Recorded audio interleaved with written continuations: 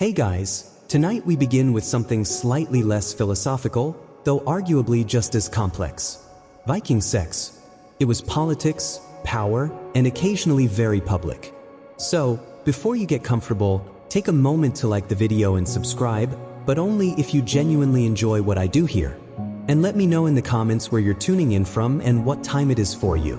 It's always fascinating to see who's joining us from around the world. Now dim the lights.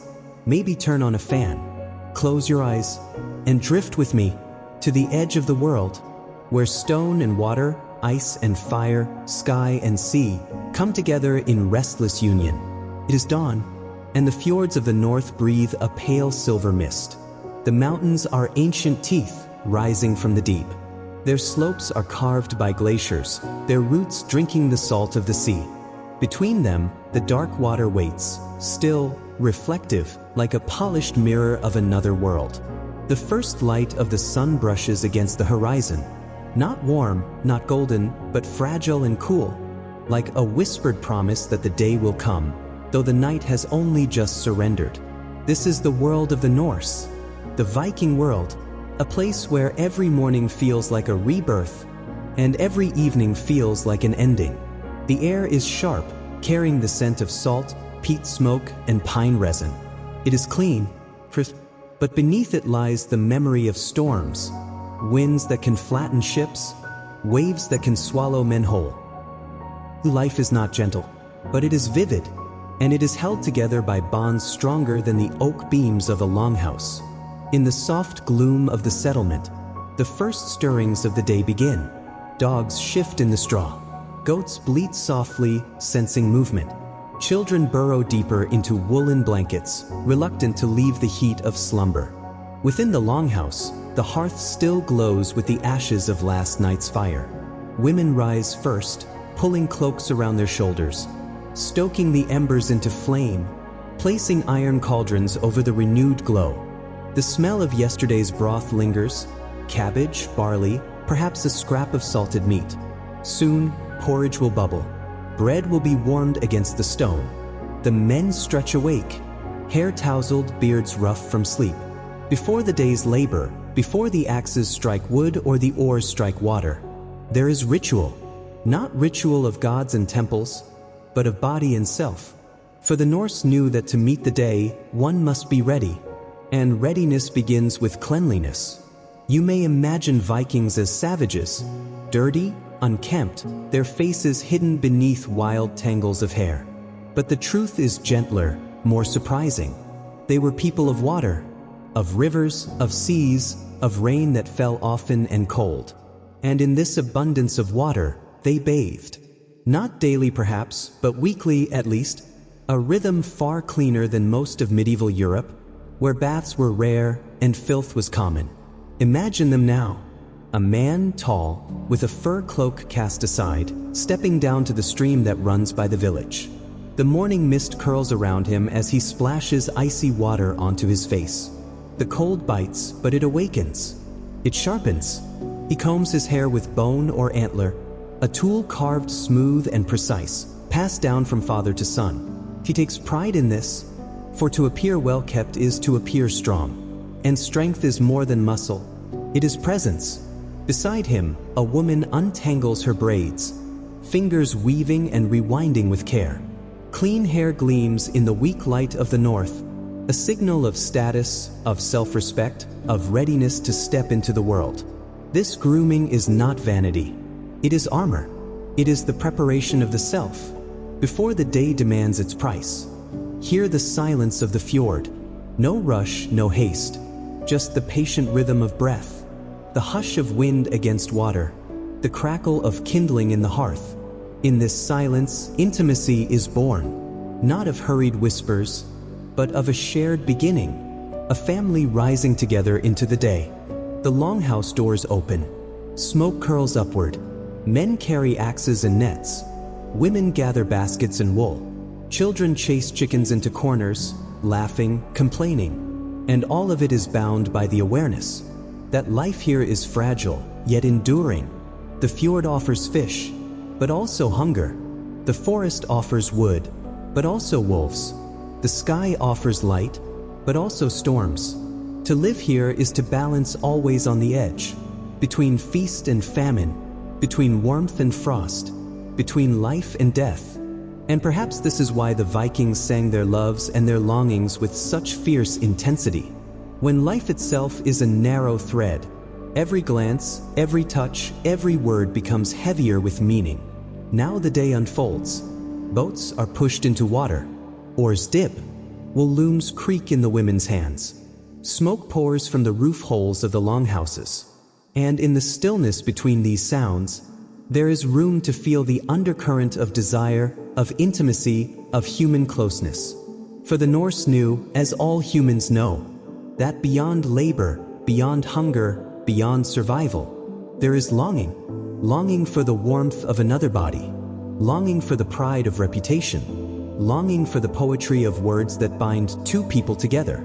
This is only the beginning, the first breath of a long tale. In the days to come, we will walk further, into the bathhouses where men washed and gossiped, into the halls where women braided hair and plotted their fates, into the feasts where mead loosened tongues and poetry cut deeper than swords.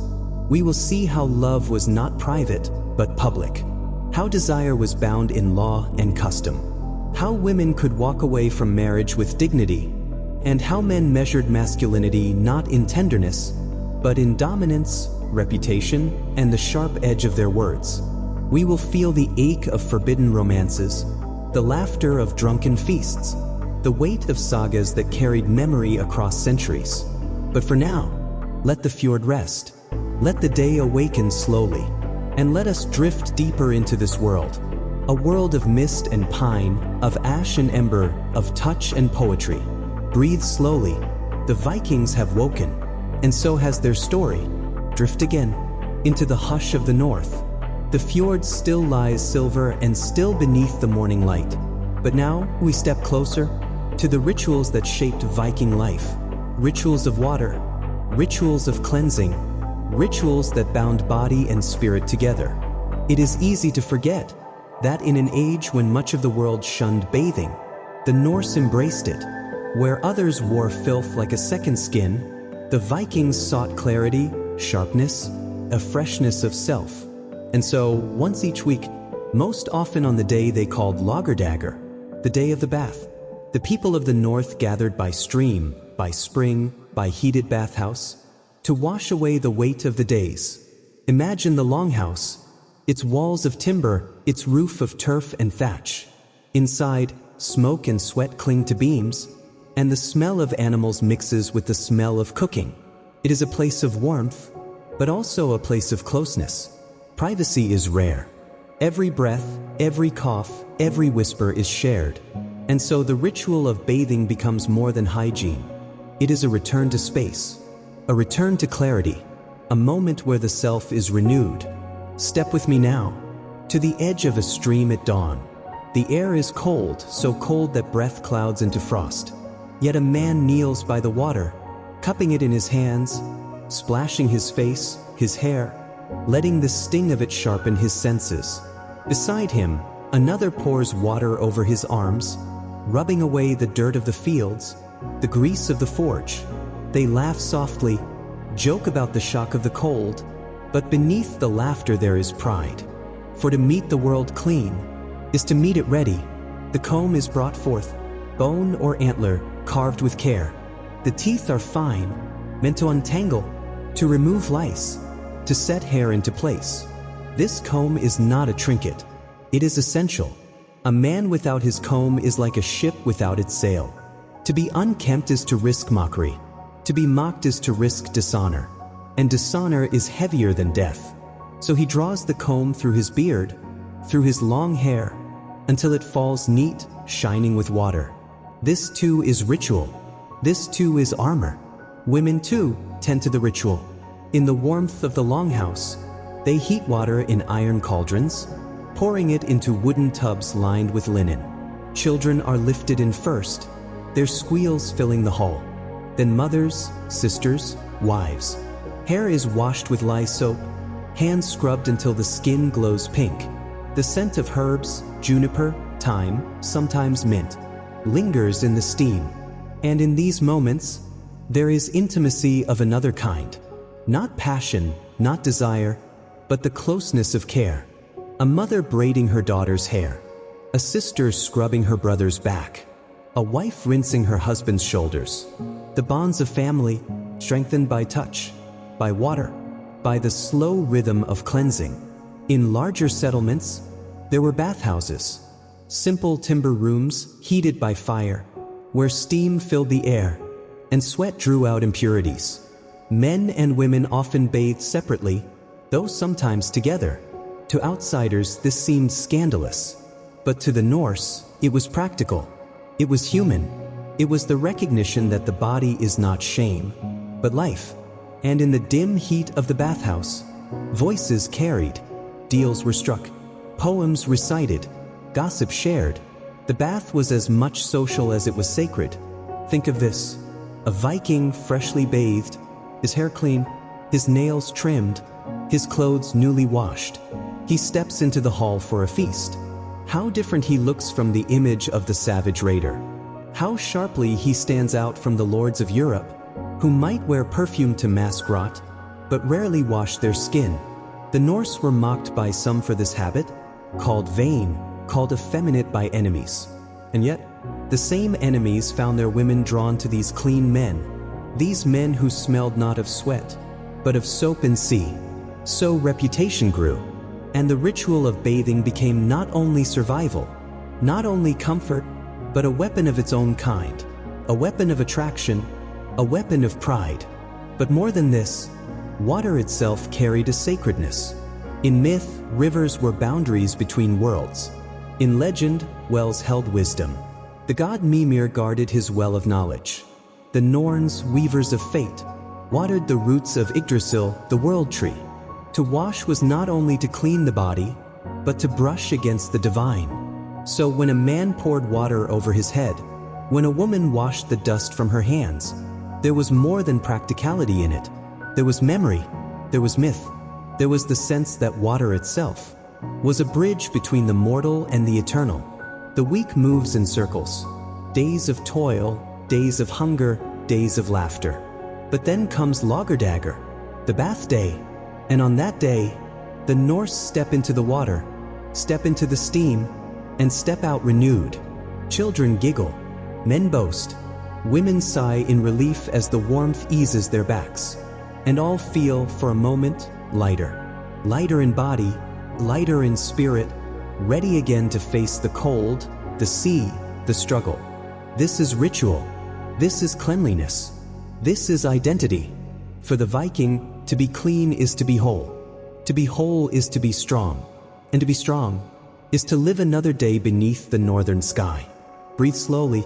Let the steam of the bathhouse surround you. Feel the rhythm of water dripping, the warmth of stone against skin. You are drifting deeper now, into the world of the Vikings, where water is life, and ritual is survival. Sleep if you wish. The story will wait. The Vikings are often remembered for the clang of their swords, the spray of salt water as their ships broke across foreign shores, the blaze of longhouses set alight in conquest. But behind the clangor and the legend, there is a gentler, quieter truth. One revealed not in steel or flame, but in ivory combs, polished bronze mirrors, and the delicate, practiced hands of men and women who cared deeply about how they looked. It surprises many even now to learn that the Vikings, so often imagined as wild, unkempt, and fierce, were among the most meticulous of their age when it came to grooming. Archaeology has uncovered this secret. In burials across Scandinavia, combs carved from reindeer antler or bone are as common as swords. In graves where warriors rest with weapons by their sides, there are combs at the hip, as though beauty and battle, cleanliness and courage, were two sides of the same soul. Think of it, a warrior rising at dawn after a night in the smoky longhouse. He stretches, his hair falling across his shoulders, his beard rough from sleep. And before he takes up an axe or tests the string of his bow, he reaches for his comb. The teeth of antler, worn smooth from years of use, draw through the hair with slow precision. Each stroke is a small act of control against the wildness of nature, against the tangling wind of the fjord, against the smoke of the hearth, against the image of savagery that outsiders would later cast upon them. The comb was not only a tool, it was an emblem of civilization, a quiet poetry of appearance. To comb the hair was to announce, I am ordered, I am disciplined, I am worthy of being seen. And to be seen mattered, for in the Viking world, reputation was the true measure of a man or woman. The sagas whisper of men whose hair gleamed with oil, whose beards were trimmed with care, whose nails were clipped, whose clothes smelled of resin and herbs. Even enemies remarked upon it. In the chronicles of monks, who feared the Northmen as demons, there are grudging notes that the Norse bathed often, that they washed their faces, that they changed their tunics more frequently than the locals. That Viking men, with their combs and clean hair, were strangely, disarmingly attractive to the women of foreign lands. Picture now a village gathering. Men and women cluster in the glow of the hearth. Laughter ripples through the hall. A woman, her braid neat and shining, glances toward a man across the room. His beard is trimmed, his tunic fresh, his hair falling in orderly strands. He runs his comb once more through his locks, not in vanity, but in ritual, in habit, in pride. She notices. The smallest gesture, the glint of ivory teeth drawing through hair, becomes a silent courtship, a promise of care, of refinement hidden beneath the hardness of life. And the combs themselves carried beauty. Carved from antler or walrus ivory, decorated with fine incisions, they were treasures in miniature. Some folded shut, carried in pouches of leather. Others hung from belts, small enough to rest in the palm, yet strong enough to last a lifetime. They were gifts, too, tokens passed between lovers, markers of intimacy. To give a comb was to give not just a tool, but the wish for another to be seen as noble, as beautiful, as whole. The poetry of appearance extended beyond the comb. There were tweezers, to pluck stray hairs, ear spoons, to clean what was unseen, small knives to trim nails. Each detail mattered. Each detail whispered, we are not the barbarians you think we are. And so it was that in the Viking world, grooming became more than hygiene. It became a ritual of identity, of belonging, of being remembered in the sagas not as a beast, but as a person of stature. A man's hair could mark his pride, his loyalty, his place among his kin. A woman's braid could tell of her status, her freedom, her readiness to wed. Even poetry itself tied beauty to honor. Skalds, the poets of the north, sang not only of battles and storms, but of golden hair, shining like the harvest fields, of eyes clear as fjord waters, of beards like woven fire. To be praised in verse was to be immortalized, and appearance was woven into memory as surely as courage. So, in the hush of morning, when the warrior took his comb, he was not only grooming. He was shaping how he would be seen by the gods, by his neighbors, by the women who might braid his hair before feasts, and by the poets who might one day turn his image into legend. The comb, then, was no small object. It was a key to beauty, to love, to dignity. A reminder that even in a world of blood and steel, there was time for care, for refinement, for the gentle poetry of appearance. The longhouse breathes. Not as we breathe, with lungs drawing air in and out, but with the sigh of timbers swelling and shrinking in the changing weather, with the restless draft of smoke curling from the central hearth, with the slow exhalation of warmth rising from the bodies of those gathered within. It is evening in the Viking world, the hour when the outside wind begins to bite at the eaves and the sky turns violet with frost, but within the longhouse there is a hush of safety, a cloak of communal nearness. The longhouse is not merely a building. It is the axis of life, a place where generations overlap, where the smell of roasted meat lingers with the tang of smoke and pine resin, where the laughter of children blends with the low voices of elders. Step inside, and you are stepping into a memory shaped not by stone but by wood and warmth. The roof beams arch like the ribs of a ship turned upside down, reminding every Viking that their homes are not so different from the vessels that cut across the sea. The fire in the central hearth is the anchor, a living presence around which all activity turns. At the edges, along the wooden walls lined with animal skins, men and women sit together, weaving, carving, whispering. There is no rigid privacy here, no doors to close against one another. In the Viking longhouse, Intimacy is layered, the intimacy of shared space, of meals eaten shoulder to shoulder, of songs hummed into the smoky air, of lovers brushing against one another in the half-dark while elders close their eyes and pretend not to notice. It is here, in this closeness, that Viking love is not an abstract thing but a daily rhythm. A glance across the fire can carry as much weight as a contract written on vellum. A hand brushing a sleeve can speak louder than poetry. Passion is not hidden, but it is also not flaunted. It breathes in the pauses between words, in the shadows of the flickering light. The smoke stains the beams black, but it also softens the air, creating a veil that makes every face look half legendary. Eyes catch glimmers, smiles flash in the dimness, and stories unfold. Skalds, the poets, lean forward, weaving verses that praise heroes and lovers, but also slyly tease the young, daring them to declare their affections aloud. The hearth's glow reveals gestures as much as words, a woman plaiting her hair as a man watches her with quiet admiration, two children sharing a wooden cup of milk, already imitating the rituals of hospitality they have seen 100 times, an elder carving runes into a piece of driftwood, muttering charms to keep the household strong. The longhouse is also a place of negotiation. Here, marriages are discussed. Parents and kin speak openly of dowries and alliances while the fire crackles. The young may blush or frown, but they listen, and in listening they learn that love in the Viking world is both tender and strategic. It must burn brightly but also fit within the framework of kin and clan.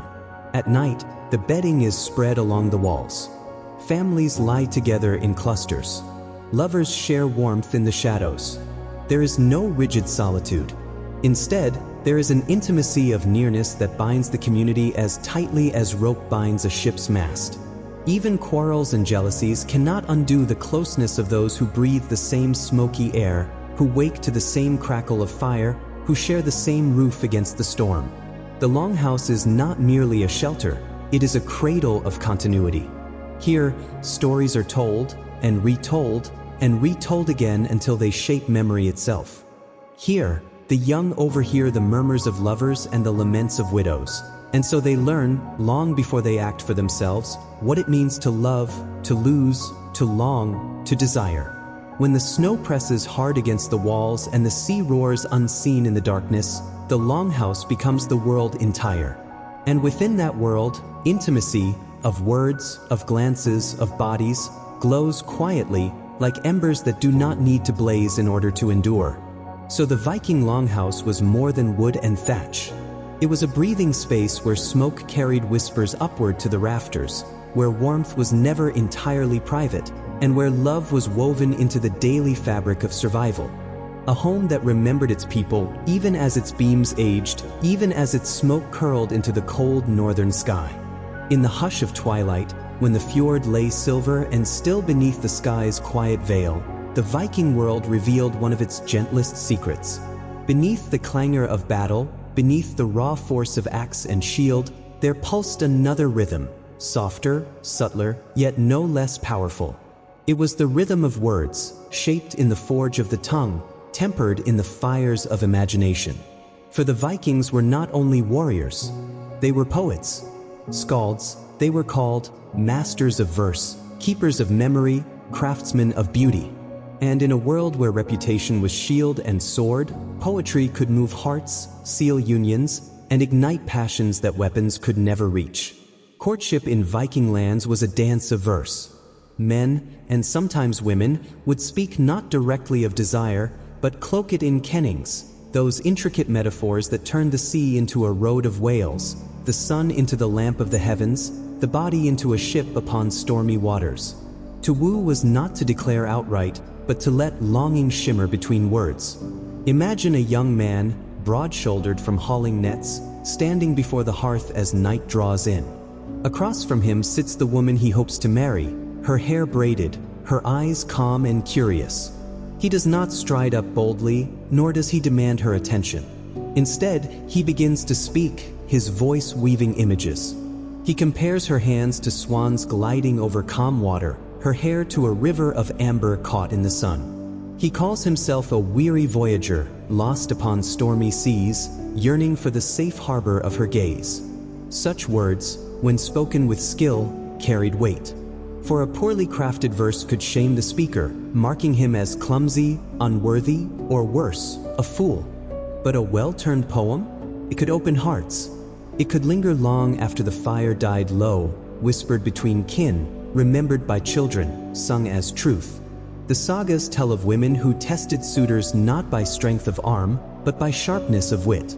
A man could own land or lead warriors, but if his tongue stumbled, if he lacked the subtle fire of verse, his suit might falter.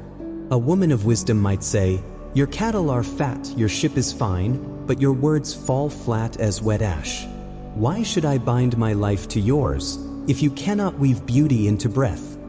Thus poetry became a battlefield of its own, where honor and longing met in the arena of sound.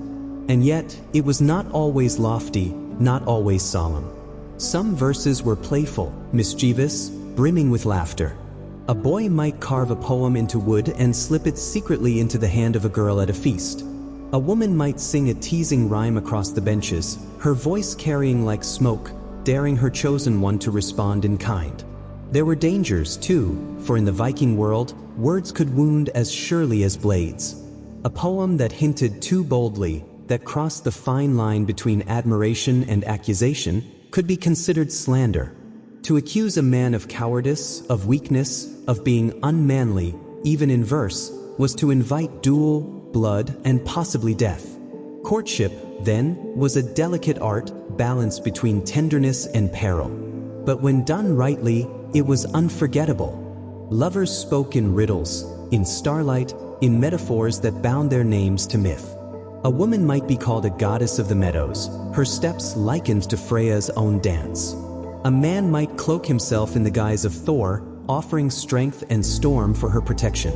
Together they wove themselves into story, into eternity. Picture the hall, warm with firelight. Outside, snow drifts silently, covering earth and pine. Inside, the benches are full, yet in the weaving of words, two souls find themselves alone. He speaks, and she answers, not in simple talk, but in crafted rhythm. Each listens for the subtle turn, the hidden flame, the unspoken promise. The skald's art is alive, not in the royal court, not only upon the lips of bards, but in the quiet daring of courtship. And in these verses, there was no shame in longing, no embarrassment in tenderness. The Vikings who carved runes into stone, who faced death without flinching, did not scorn the power of love. They honored it, celebrated it, wove it into their sagas. Some verses survive, fragments carried through time like driftwood upon the tide. They speak of beauty, of desire, of longing across distance. They are reminders that beneath the steel of the Viking age, beneath the storms of conquest, lay hearts that yearned, souls that sang, lips that whispered verses in the quiet of night. And so courtship was not only a union of flesh, not only a joining of families or lands. It was also a union of words, of song, of story. A man and a woman bound not only by law and kin, but by the poetry that made them immortal in memory. And when such verses were spoken, when love became saga, when longing became song, the fjords themselves seemed to listen. The mountains held the echoes, the rivers carried the cadence, and in the hush of twilight, the northern world became a chamber where words and hearts entwined. The night drifts slowly over the fjords, curling like smoke from the longhouse hearth. And in that dim, sacred half-light, another rhythm of Viking life unfolds, quieter, yet no less deliberate than the clash of swords, no less binding than the oaths sworn on iron and wood. This is the rhythm of law, of order, of agreements that shaped love itself. For in the Viking world, love was not a thing left to whim or private fancy alone. It was a force intertwined with family, with kinship, with the fragile lattice of alliances that held the clan together. To court a woman was to engage not only her heart, but the judgment of fathers, brothers, mothers, and sometimes even distant relatives. It was a negotiation, a dance as subtle and intricate as the weaving of a tapestry, a matter of contracts as well as desire. Step into the longhouse again, where the smoke curls in lazy spirals toward the timbered roof. Here sits a father, a stern man whose hands have known axe and plow. Beside him, the prospective bride, calm, attentive, braided hair gleaming in the firelight. And across from them, the suitor, strong, freshly combed, aware that his every word and gesture will be weighed. The conversation begins softly, carefully, like water tracing the edge of stone. Dowries are discussed: silver, land, cattle, sometimes the promise of future wealth. But even as wealth is spoken of, so too is character. The father listens for courage in the man's tone, for steadiness in his eyes, for honesty in his gestures. A suitor may boast of prowess in battle, of skill with bow and sword, yet it is the integrity of his promise, the subtle reflection of honor, that counts most. Marriage was not merely the joining of two hearts. It was the weaving together of two families, two lines of kin, two fates. A wrong choice could bring shame, dispute, even bloodshed. Thus, the poetry of courtship, the glances, the whispered verses, the laughter, was now translated into the language of law. Every promise, every gift, every word could be memorialized, witnessed, and enforced. And yet, this structure did not quench love. It channeled it. It shaped it. A young woman, who had been courted with verse and metaphor, might now see the seriousness of her suitor's intentions through the careful negotiation of dowry and vow. She might speak her consent aloud, not hidden, not coerced, but public, a declaration that rippled through the hall, binding hearts and law alike. Divorce, too, existed, though rarely spoken of in soft company. A woman could, under certain circumstances, step away from a marriage, publicly declaring her intent, her rights respected by custom and law. It is said that women could reclaim property, seek restitution, even remarry. Love in the Viking world was therefore not an invisible chain but a visible, regulated force. Consent was measured, yes, but it was real. Freedom and structure existed side by side, held in a balance as delicate as the strands of a braided rope. Picture now a gathering after such agreements are made. The hall fills with music from small harps and flutes. The firelight dances across timber and faces. The couple exchanges gifts, a ring, a comb, a carved token of wood or bone. These are not merely symbols. They are physical testimonies to promises made and futures entwined. And through it all, the skalds continue their quiet work. They record these unions in verse, praising the bride and groom, binding them into memory as surely as any law. Thus, even the legal becomes poetic, and the poetic, legal. Words, once playful and private, now bear witness to a life shared. The Vikings understood, perhaps better than many, that love without law could falter, that passion without structure could collapse under the weight of survival and expectation. Thus, their marriages were a fusion of heart and contract, desire and duty. And within that structure, love did not vanish. It was honored, celebrated, and made enduring. In these moments, one glimpses the paradox at the heart of Viking intimacy. It is both wild and ordered, fierce and gentle, private and public. A union was sacred, yes, yet accountable. A bond was real, yes, yet mediated by family, law, and social expectation. In this, the Vikings lived fully, knowing that the heart could be both tender and strong, and that life itself demanded neither less nor more. And so the longhouse breathes again. The fire hums softly, shadows stretch along the walls, and the newly betrothed sit together, hands brushing, hearts synchronized with the slow rhythm of the community around them. The laws of love have been observed, the contracts honored, and yet the poetry of longing continues, quietly, intimately, endlessly, beneath the timbered roof, in the hush of evening, in the enduring pulse of the north.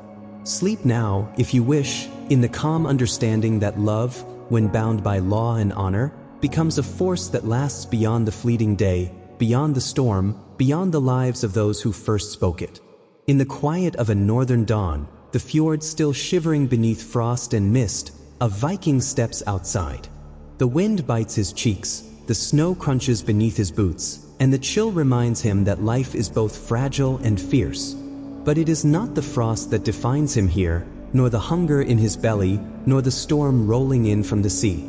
It is something subtler, yet equally powerful, the weight of eyes, the gaze of kin, of neighbors, of the wider community, measuring him silently, inexorably. In Viking culture, honor was not private. It could not be hidden beneath the folds of cloak or the silence of a tent. It was a currency, a power as tangible as any sword, a force that shaped every action, every word, every glance. To be considered argry, unmanly, weak, dishonorable, was to risk more than shame.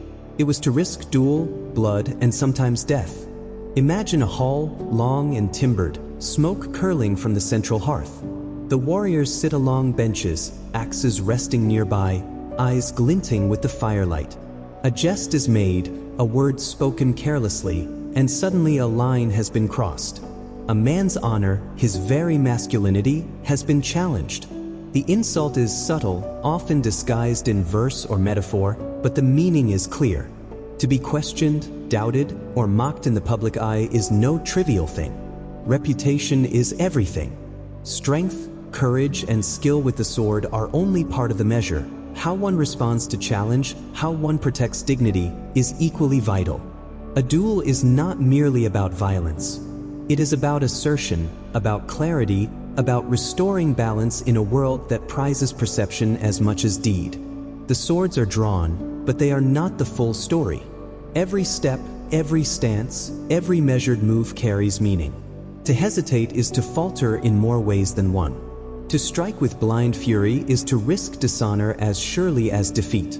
Masculinity in this society is inseparable from visibility. Public perception matters.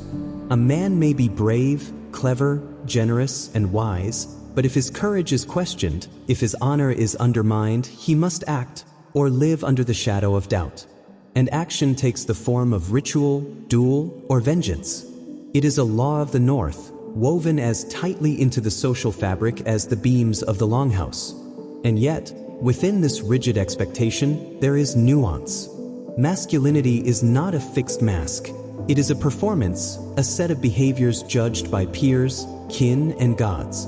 One may show tenderness in private, display wisdom in council, or offer protection without seeking glory. But in public, the code of honor shapes the self into an image others can read: strong, brave, disciplined. Consider the duel, then, not as a mere fight, but as a theater of identity. The weapons gleam, the wind stirs, the spectators hold their breath. Each motion, step, parry, lunge, communicates not just skill, but moral weight. To lose is not simply to be wounded, it is to be marked as lesser, to be doubted in every subsequent act. To win is not simply to survive, it is to assert one's place in the web of kin and community. Even women understood this dynamic. They watched the duels, judged the courage of men, and adjusted their expectations accordingly. A warrior's reputation shaped his desirability, his trustworthiness, his authority. Masculinity, then, was a living narrative, a story told and retold through deeds and recognition. And yet, beneath this performance, beneath the strictures of public expectation, there was room for reflection, for subtlety, for care.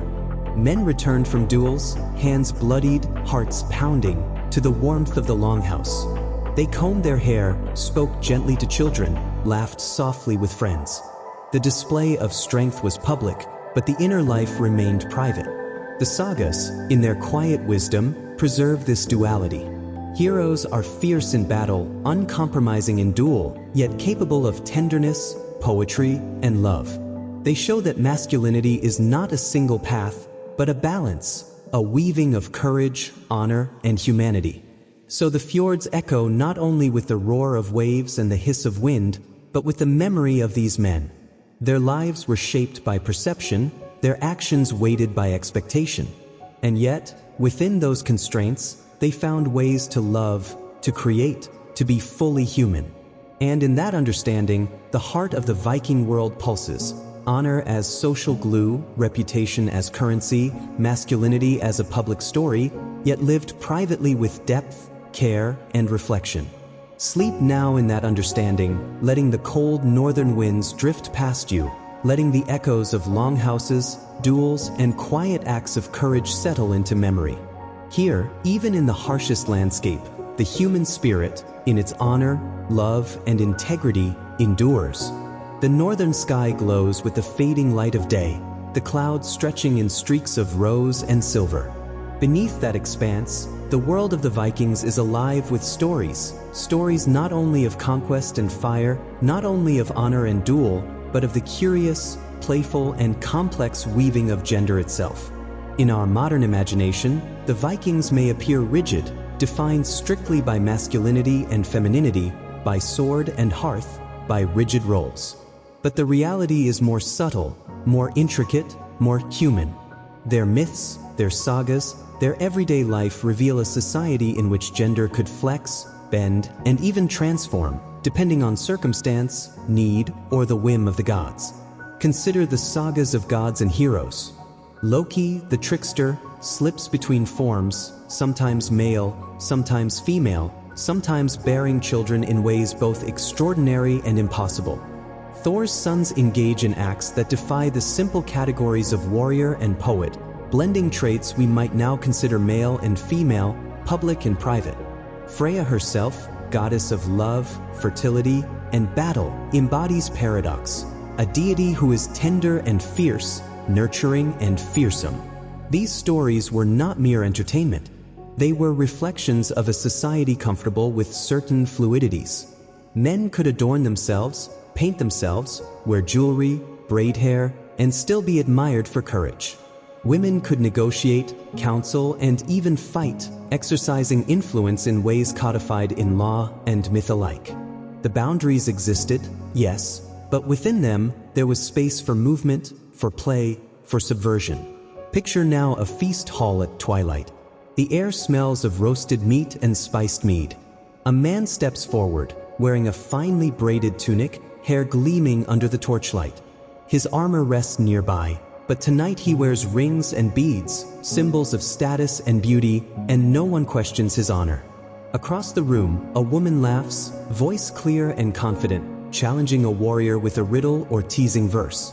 Their interactions are playful, ritualized, and deeply social. Even romantic tales sometimes verge on the absurd, reflecting this flexibility.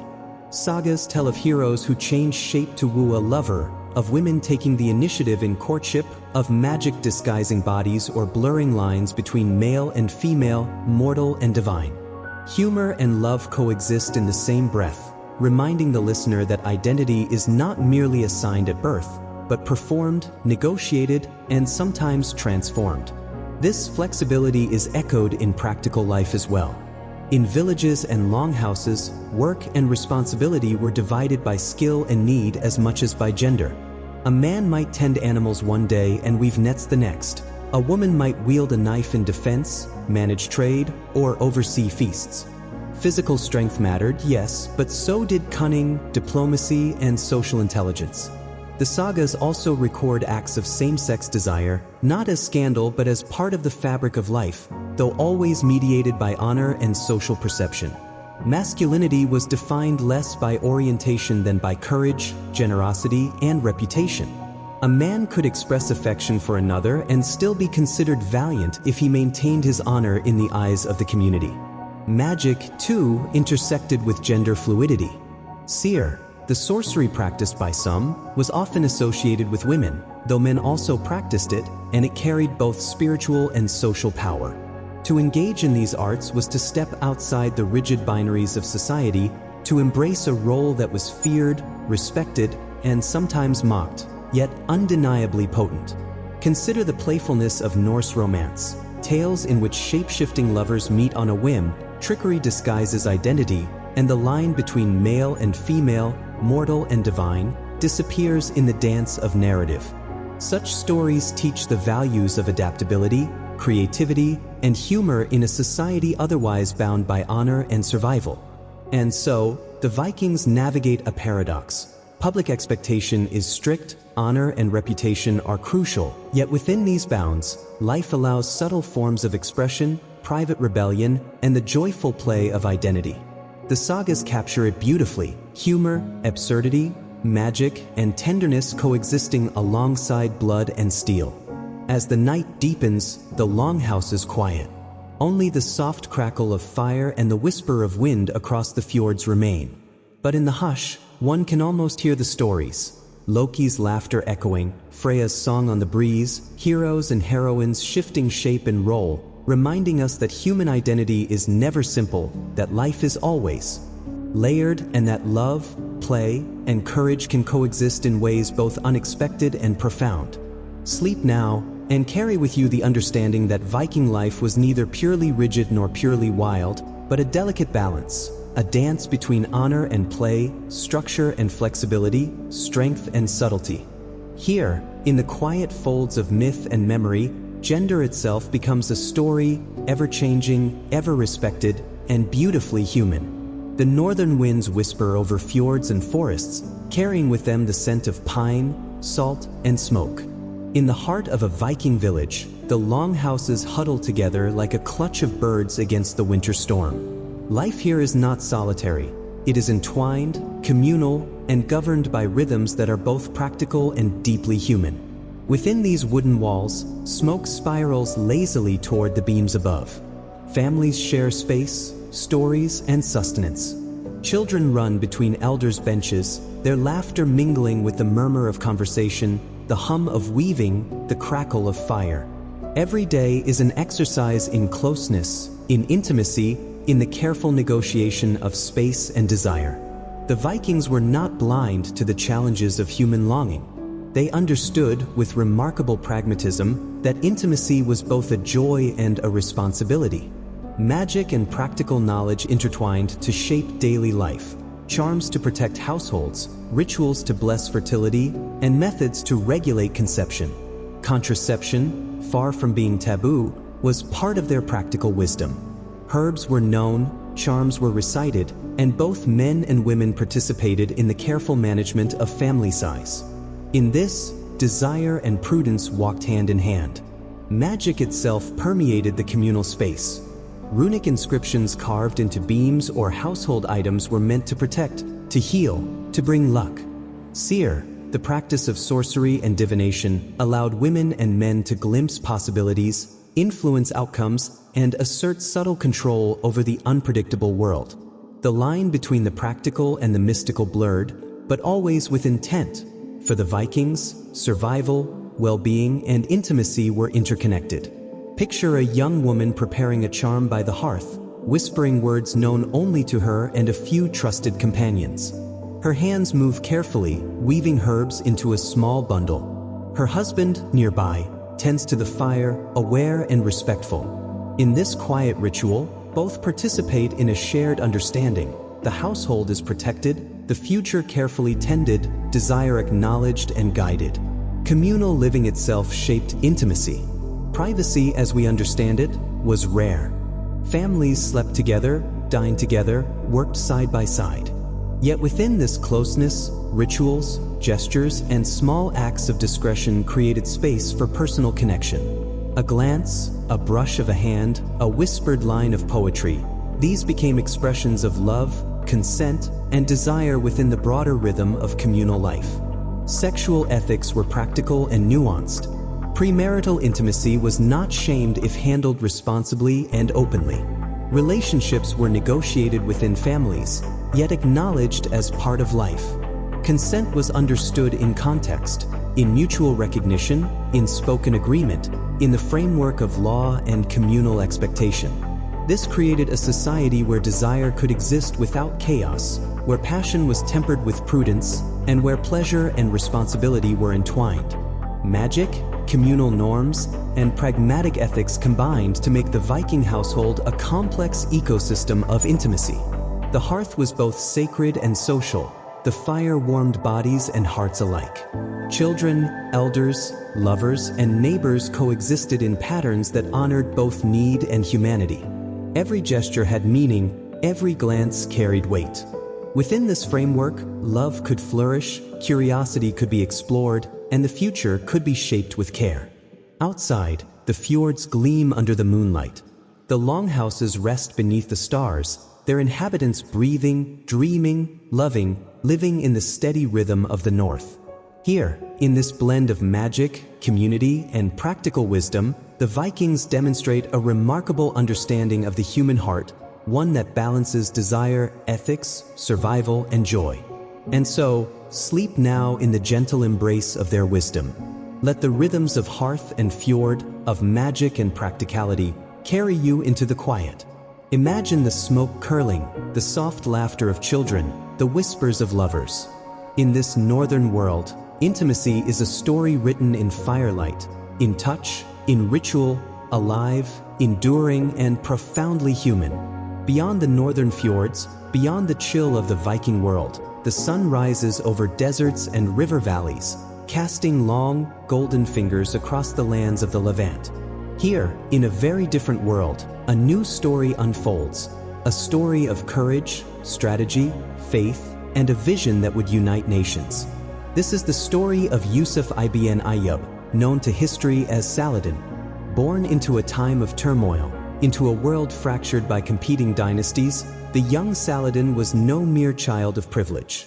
He was trained in both martial skill and intellectual discipline, steeped in faith, law, and the art of leadership. From an early age, he understood the delicate balance of power, the necessity of patience, and the weight of moral responsibility. Picture him as a boy, observing the soldiers, the scholars, the governors. His gaze is keen, his mind absorbing the lessons of strategy, justice, and diplomacy.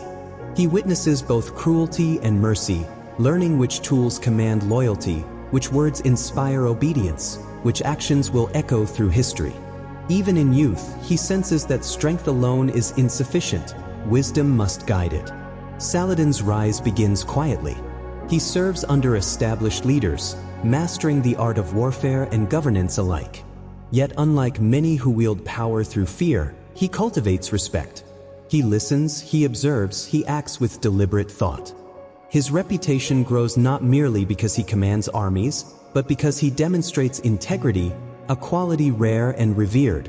By the time he consolidates control over Egypt, ending the Fatimid Caliphate, his vision expands. He sees not only the immediate challenges but the potential for unity across fractured territories. His approach combines military acumen with strategic diplomacy. He does not seek glory in empty conquest. He seeks order, stability, and a principled leadership that can endure. Imagine the deserts and fortresses under his care.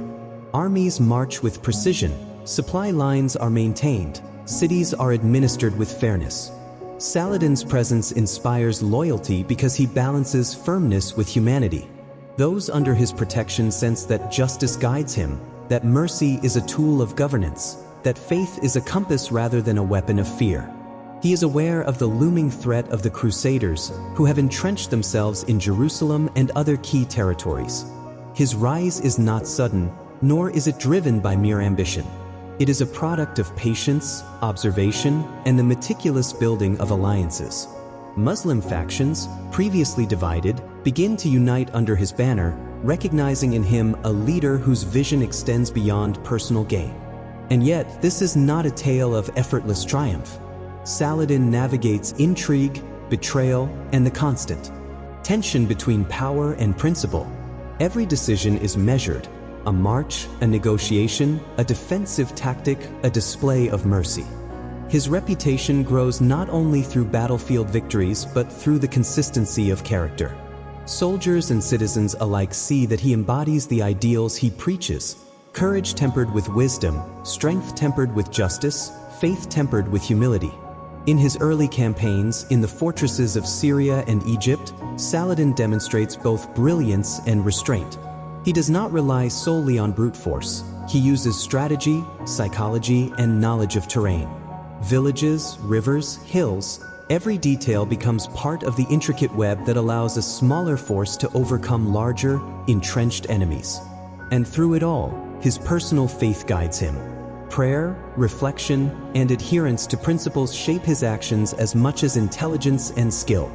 He understands that power without ethics is fleeting, that conquest without compassion breeds rebellion, and that true leadership must balance the demands of the heart with the necessities of survival.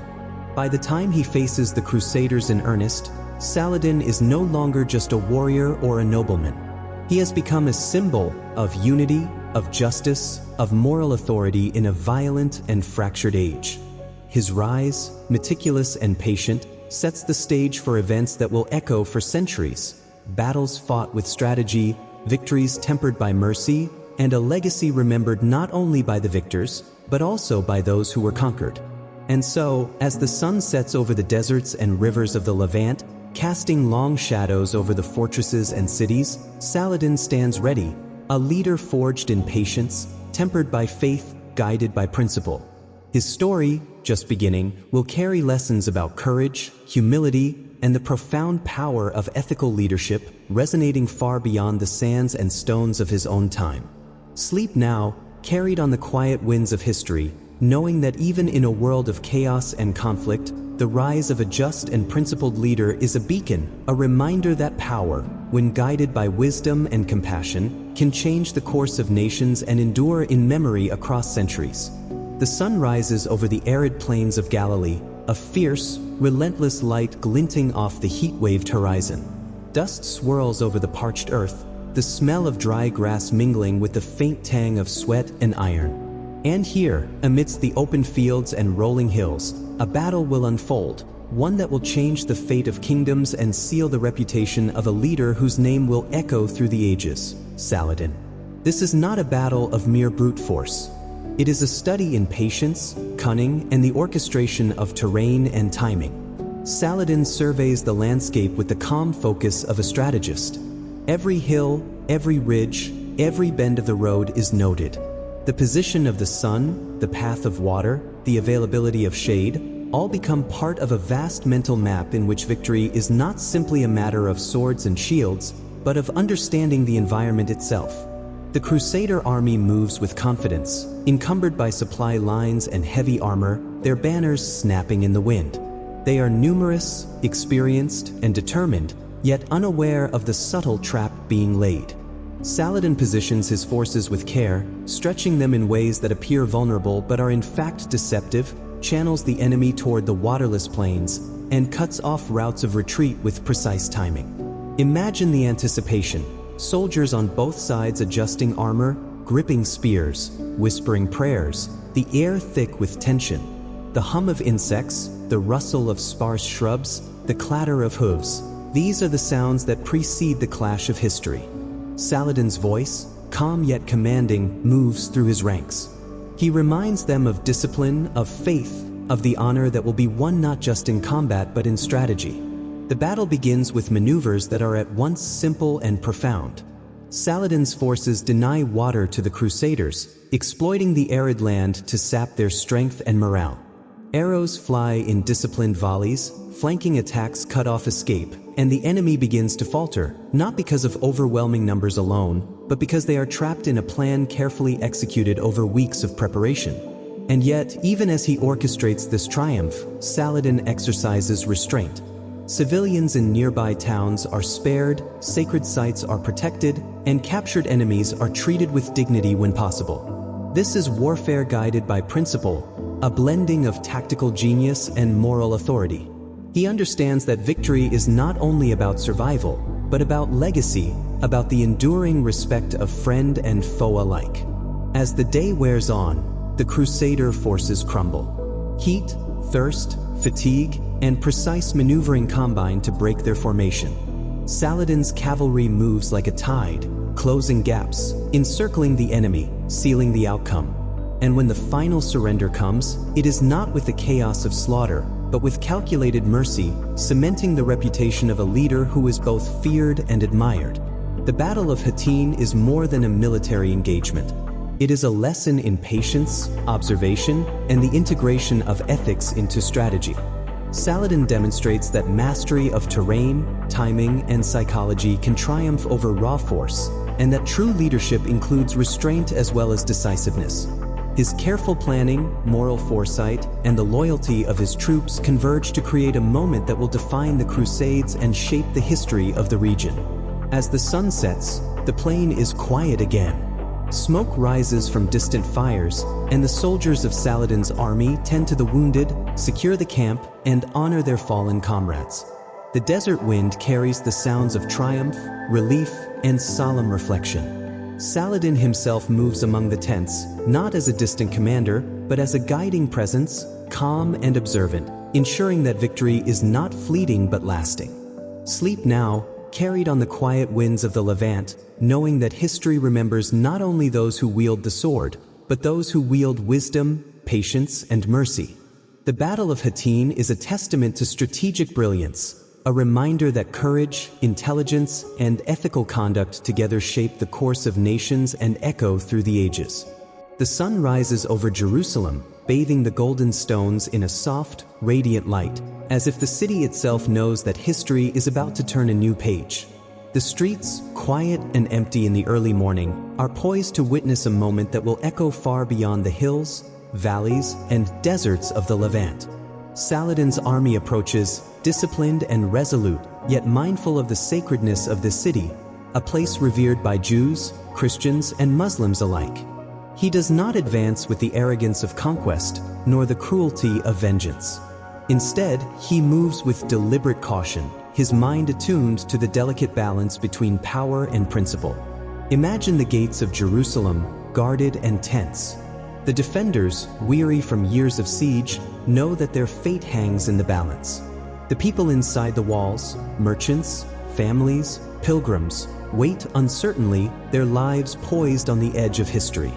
And in the midst of this tension, Saladin makes a choice that will define his legacy: to wield mercy as a tool of justice, and to demonstrate that power need not be cruel to be effective. Negotiations begin, carefully orchestrated, with emissaries moving between the two sides. Saladin insists on terms that protect the inhabitants, preserve life, and maintain order. Those who surrender are not slaughtered, their homes are not looted indiscriminately. Instead, provisions are made, debts respected, and freedom granted in exchange for orderly surrender.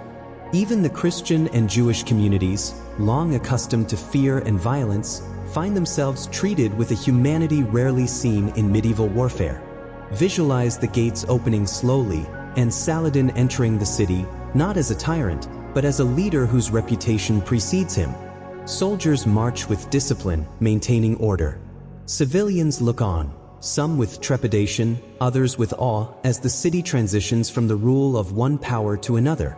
In every gesture, every decree, Saladin demonstrates the philosophy that guided his rise. Strength is best measured not by the blood spilled, but by the lives preserved, the justice delivered, and the trust earned.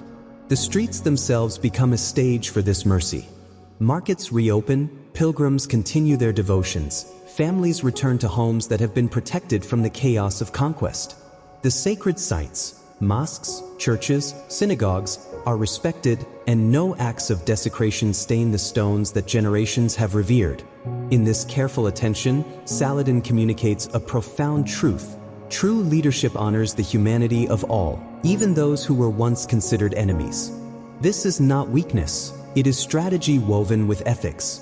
By choosing mercy over vengeance, by protecting civilians, by respecting property and faith, Saladin ensures the stability of his rule. Fear alone can command obedience, but respect, earned through moral conduct, fosters loyalty that endures. The lessons of Jerusalem are both practical and timeless. Justice is more enduring than terror, and compassion can coexist with power. Consider the quiet moments within this triumph. Saladin walking through the streets, observing the city's rhythm, listening to the voices of its inhabitants. Children play where yesterday there was tension. Merchants arrange their goods, scholars resume study. Even amidst conquest, life continues, and the human spirit, guided by wise leadership, thrives. Sleep now, carried on the gentle warmth of Jerusalem's morning sun, knowing that history sometimes remembers not only the victories of the sword, but the victories of conscience.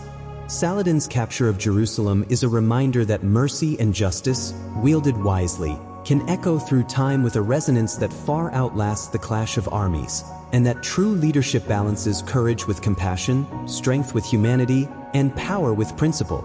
Beyond deserts and fjords, across oceans and mountains, lies the city of Edo, a sprawling metropolis of lantern-lit streets, wooden bridges, and the gentle ripple of canals.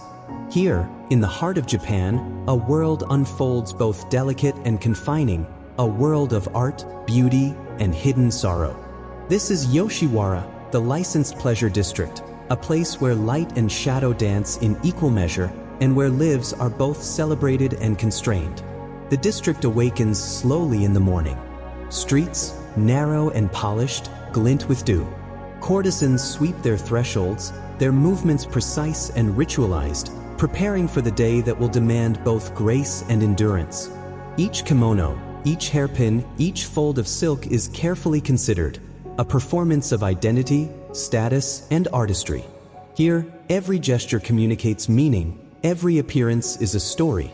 Imagine the courtesans themselves, young women trained from early youth in the arts of conversation, poetry, music, and dance.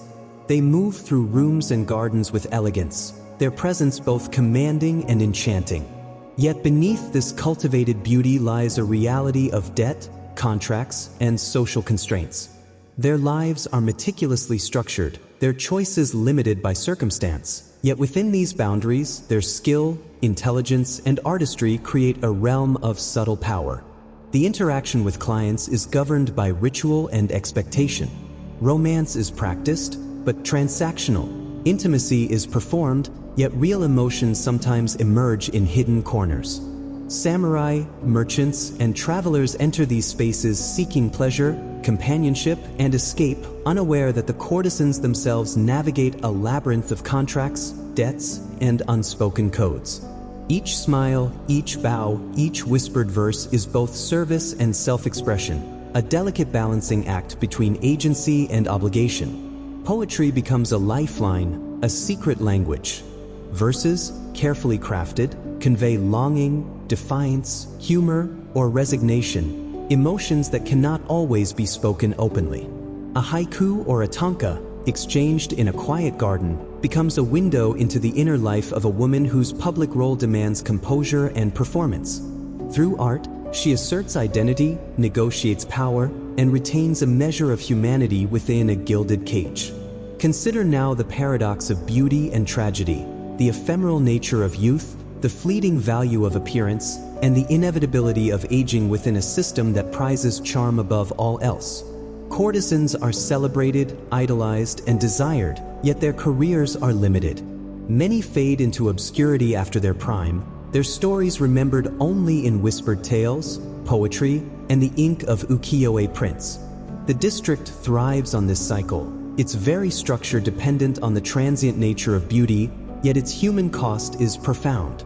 Love, when it blooms, is often forbidden. Samurai and courtesans may share moments of intimacy, but social hierarchies and contractual obligations prevent lasting union. When such attachments become impossible, they can lead to tragedy. The ritual double suicides, shinju, serve as both protest and remembrance. These acts, while heartbreaking, are also acts of cultural expression, encoded with layers of meaning about passion, duty, and the limits of human agency within rigid social structures. Even within confinement, Yoshiwara is a place of creativity, resilience, and subtle rebellion. Courtesans manipulate expectation, challenge norms, and leave enduring marks on culture. Music, dance, fashion, and literature flourish within these walls, producing a legacy that resonates far beyond the district itself. Art becomes resistance, elegance becomes strategy, and identity becomes both shield and signature. As lanterns flicker into the evening light, the streets of Yoshiwara shimmer with reflection, smoke curling from tea houses, and the quiet murmur of conversations, both public and private. Here, beauty is performative, pleasure is ritualized, and every interaction carries layers of meaning. Yet amidst all this, the human spirit endures, creative, clever, resilient, and longing. Sleep now, carried along the lantern-lit canals, along the polished streets, through gardens and music-filled rooms. Let the subtle rhythms of Yoshiwara, the poetry, the dance, the art, and even the quiet sorrow lull you into a gentle understanding that even within constraint, creativity and identity persist, that beauty and tragedy coexist, and that human resilience finds expression in the most unexpected and delicate forms. The first light of dawn brushes softly against the rooftops of Edo, spilling pale gold across narrow streets, silent canals, and the delicate lattices of Yoshiwara. In the heart of this city, behind polished doors and carefully swept thresholds, a new day begins for the women who inhabit the pleasure district. Here, life is both performance and survival, art and discipline intertwined, each day a step along a path shaped by beauty, skill, and resilience. From a young age, girls destined for the world of Yoshiwara are immersed in rigorous training. Every movement, every glance, every note of music is rehearsed with care. They learn to walk in the delicate balance of elegance and presence, to arrange their kimonos with exacting precision, to braid their hair into elaborate styles that convey status, experience, and artistry. The smallest gesture, the tilt of a head or curve of a smile, carries weight and must be executed with finesse. Music is central to their education. Shamisen strings hum beneath nimble fingers, flutes breathe soft, resonant melodies. Through these instruments, courtesans express emotion, convey subtlety, and establish connection with those who enter their spaces. A single note can communicate longing, invitation, or gentle rebuke. Every performance is a delicate negotiation of attention, desire, and social expectation, blending art and strategy seamlessly. Poetry, too, is essential. A well-placed verse can entertain, charm, or subtly assert identity. Haiku and tanka become secret conversations, codes of emotion and intellect. The courtesan's literacy and wit allow them to navigate interactions with skill and sophistication, providing a form of agency even within the strictures of their profession. Words are their tools as much as music or gesture, shaping perception, maintaining dignity, and preserving individuality. Dance completes this intricate tapestry of skills. Movements are precise, fluid, and mesmerizing. The sway of a kimono, the cadence of footsteps, the controlled motion of hands and arms, all combine to create a living art form. To the observer, it may appear effortless, enchanting, and natural. Yet behind every gesture lies years of instruction, countless repetitions, and relentless attention to detail. Discipline is invisible, yet everywhere present. Daily life is structured by hierarchy, contracts, and obligation. The courtesans are often bound by debt, training, or social expectation. Every interaction with a client, every public appearance, is both service and demonstration of skill. Yet within this structure, the women assert subtle power. They charm, negotiate, and influence, using artistry as leverage in a world that would otherwise confine them entirely. Even the most rigid rules can be navigated with creativity, intelligence, and patience. Consider a day in the life: morning practice of music and dance, careful arrangement of hair and kimono, the study of literature and poetry, afternoons spent receiving visitors, evenings of performance, and nights reflecting on the poetry of the day. Each hour is measured, each action deliberate, each encounter an opportunity to cultivate reputation, artistry, and personal resilience. Beyond aesthetics, the courtesans maintain their emotional and social lives within strict boundaries. Friendships, alliances, and mentorships develop quietly, sustaining them in an environment of competition, constraint, and transient fame. The bonds between women become lifelines, a shared understanding of the sacrifices required, the fleeting nature of beauty, and the impermanence of social value. In Yoshiwara, artistry and oppression exist side by side. The skill of the courtesans is admired, sought after, and immortalized in prints and literature, yet it is inseparable from the social and economic pressures that define their world. Even as they delight, entertain, and inspire, they navigate a landscape that measures worth by beauty, charm, and the ability to perform, rather than by individuality or autonomy.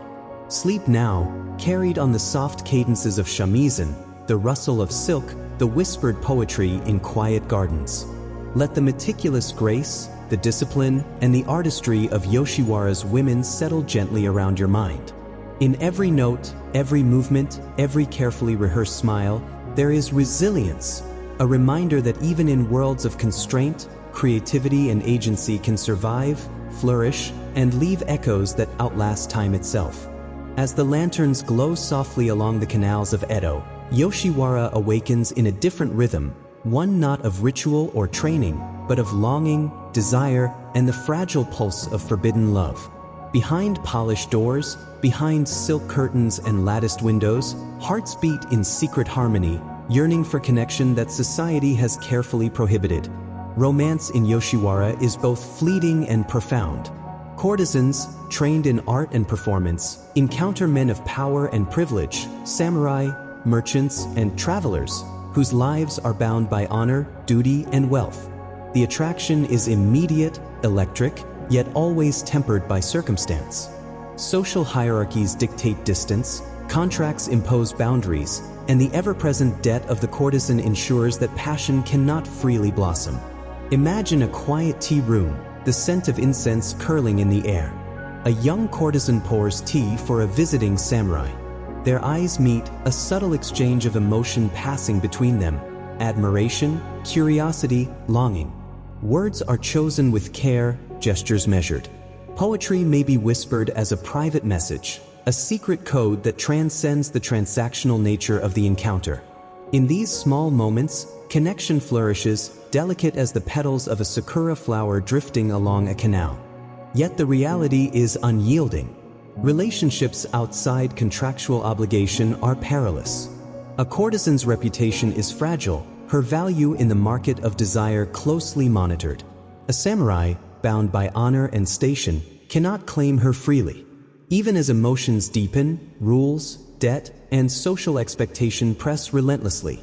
Love is thus a dance of restraint, performed in hidden gardens, whispered verses, and stolen glances. Tragedy often follows such forbidden attachments. The ritual of Shinju, the double suicide, is a haunting testament to the collision of desire and societal constraint. Lovers, denied the possibility of union, sometimes choose the ultimate act to assert agency, to preserve fidelity, or to escape the cruel limitations imposed upon them. In these acts, love and death intertwine, becoming a narrative of resistance and cultural expression etched into the collective memory of Edo. Consider the emotional toll. A young courtesan rises with the sun, trains in music and dance, entertains clients, and yet secretly longs for a love she cannot claim.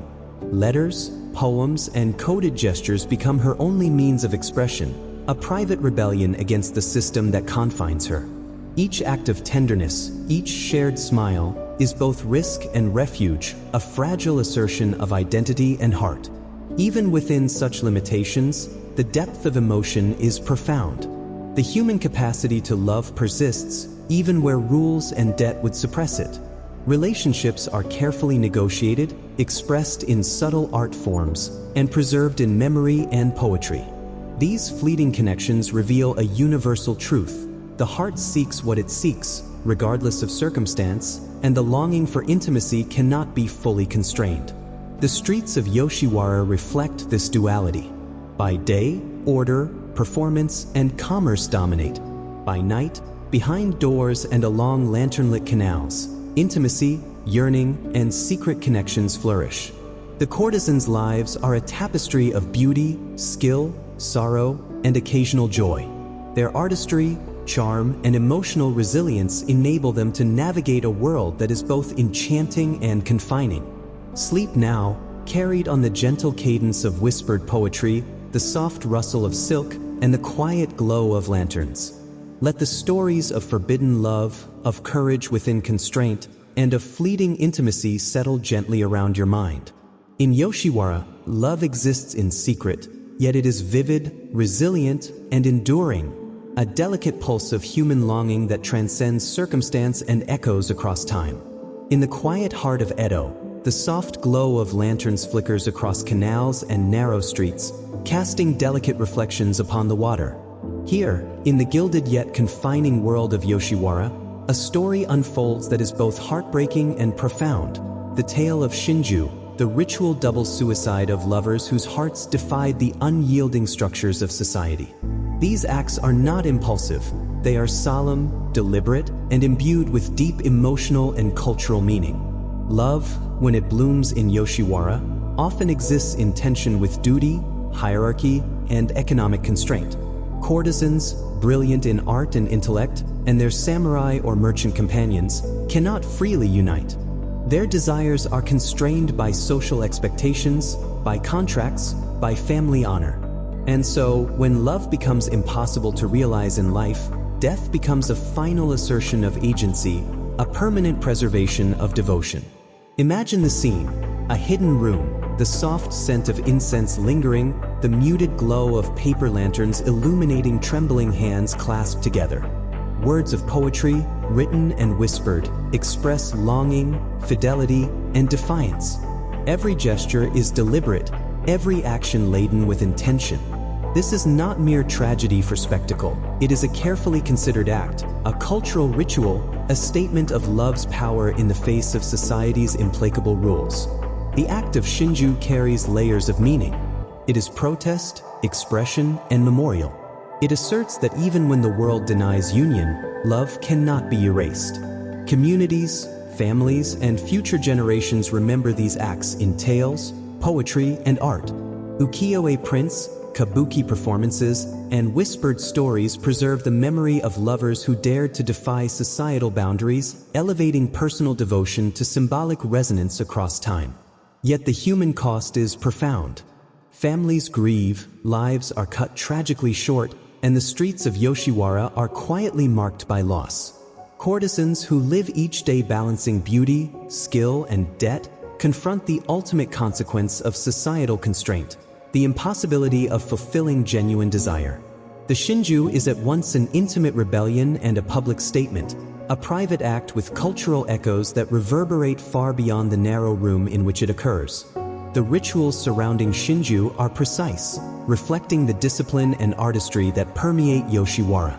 Every action is deliberate, every timing considered. In these quiet moments, the human heart confronts mortality, the boundaries of social structure, and the enduring need for agency, even when choice seems impossible. In life, the lovers were bound by expectation and duty. In death, they reclaimed freedom, however fleeting. Even in the shadow of tragedy, Yoshiwara remains a place of reflection and creativity. Poetry, music, and narrative memorialize these acts, transforming sorrow into cultural memory. The district's legacy is not only one of pleasure and art, but also of profound human emotion, of longing, defiance, and the unyielding force of love. In this way, Yoshiwara teaches that even within constraint, human experience is rich, complex, and indelibly expressive. Sleep now, carried on the quiet reflection of lantern-lit streets, the soft rustle of silk, and the echo of whispered poetry. Let the stories of shinju, of love, loss, courage, and resistance settle gently around your mind. In every tragic act, there is a reminder of the delicate balance between societal constraint and human longing, and the enduring power of emotion to shape memory, culture, and history itself. Even after the lanterns are extinguished and the narrow streets of Edo fall silent, the spirit of Yoshiwara lingers, not in the clatter of footsteps, nor the fleeting laughter of patrons, but in the enduring imprint of artistry, poetry, and cultural memory. The district, a world both enchanting and confining, continues to shape the imagination of generations long after its physical presence has faded. Consider the prints of ukiyo-e, the delicate woodblock images that capture the grace, beauty, and fashion of courtesans. Each print preserves not only the physical elegance of Yoshiwara's women, but also the subtle expression of identity, emotion, and artistry cultivated within the district's walls. A single image tells a story: the tilt of a head, the sway of a kimono, the placement of a fan, every detail a silent testament to skill, resilience, and carefully honed performance. The legacy extends to literature and theater. Kabuki plays, novels, and poetry frequently draw upon the lives and loves of Yoshiwara's inhabitants. Tales of romance, longing, and tragedy, whether real or imagined, become allegories for human emotion, social constraint, and the delicate balance between desire and duty. The stories transcend their setting, exploring universal themes of beauty, mortality, and the fleeting nature of social value. Music, too, carries the imprint of the district. The melodies played on shamisen, the rhythms of dance, the subtle intonations of song, these are not mere entertainment, but coded expressions of experience, emotion, and artistry. Through these mediums, the lives of courtesans, once limited by debt and social expectation, achieve a kind of immortality. Their influence ripples outward, informing culture far beyond the boundaries of the pleasure district. Even as Yoshiwara declined and eventually disappeared, the aesthetic it cultivated remained deeply embedded in Japanese culture. Fashion, etiquette, and performance arts carry echoes of the courtesan's meticulous training. The ideals of beauty, the appreciation for delicate gestures, and the subtle mastery of expression all bear the imprint of this unique society. In this way, the district's influence endures not through permanence, but through the persistence of cultural memory. Yet beneath the beauty and artistry lies the human story of constraint, resilience, and agency. Courtesans navigated a world that commodified their skills and their bodies, yet they found ways to assert identity, communicate emotion, and cultivate power. The duality of Yoshiwara, oppression and expression, confinement and creativity, continues to teach profound lessons about the human condition, that even within strict boundaries, the spirit can flourish, and that art can transform limitation into lasting legacy. Sleep Now carried on the subtle harmonies of shamisen, the gentle sway of silk garments, and the whispered poetry of hidden gardens. Let the enduring legacy of Yoshiwara, its artistry, memory, and influence, settle gently around your mind.